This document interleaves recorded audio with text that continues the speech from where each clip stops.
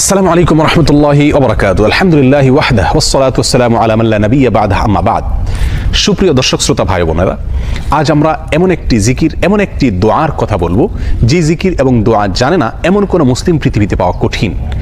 বলতে গেলে আমরা সকলেই এই দোয়া, এই জিকিরটি জানি, এই বাক্যটি মুখস্থ আমাদের আছে, কিন্তু এই বাক্যের যে ওজন, এই বাক্যের যে ওয়েট, এই বাক্যের যে গুরুত্ব, সেটা আমরা হয়তো অনেকেই উপলব্ধি করতে পারি না। মুস্তাদরাক হাকিমে আবু সাঈদ খুদরি রাদিয়াল্লাহু তাআলা আনহু থেকে বিশুদ্ধ সূত্রে বর্ণিত এক হাদিসে নবী করিম সাল্লাল্লাহু আলাইহি সাল্লাম ইরশাদ করেছেন, একবার আল্লাহর নবী মুসা আলাইহিস সালাতু ওয়াসসালাম আল্লাহর কাছে দরখাস্ত করলেন, আল্লাহর কাছে আবেদন পেশ করলেন। তিনি আল্লাহর সঙ্গে সরাসরি কথোপকথন করতেন, সেজন্য কালিমুল্লাহ বলা হয় তাকে।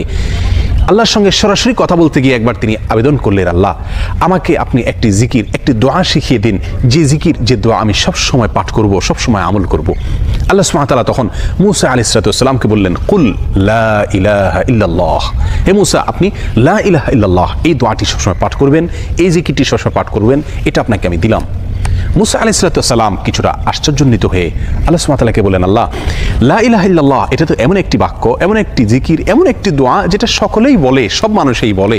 আমি তো আপনার কাছে স্পেশাল কোনো দোয়া চেয়েছিলাম, বিশেষ কোনো দোয়া চেয়েছিলাম।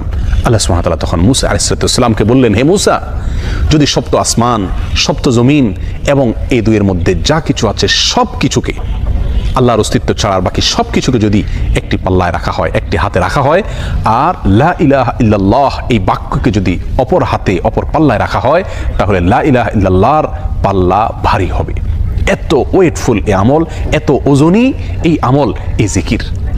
অর্থাৎ আল্লাহ সুবহানাহু ওয়া তাআলা মুসা আলাইহিস সালাতু ওয়াসসালামকে যে বার্তা দিলেন সেটি হলো, লা ইলাহা ইল্লাল্লাহর চাইতে ওজনী, এর চাইতে ওয়েটফুল, এর চাইতে ভারী, এর চাইতে শ্রেষ্ঠ, এর চাইতে মর্যাদাপূর্ণ কোনো জিকির আল্লাহর জমিনে আর নাই।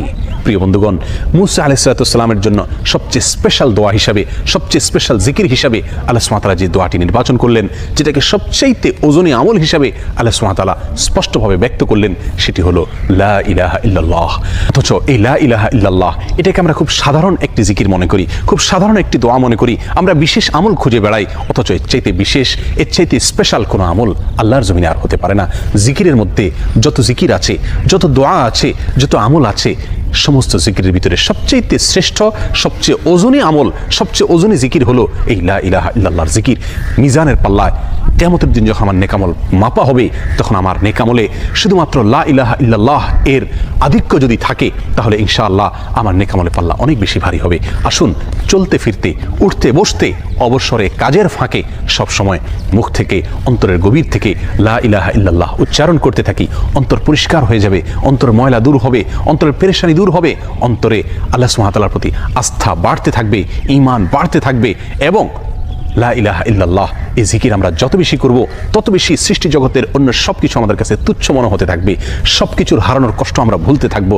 আল্লাহ সুবহানাহু ওয়া তাআলার কাছে আমরা খুব বেশি নৈকট্য অর্জন করতে পারবো।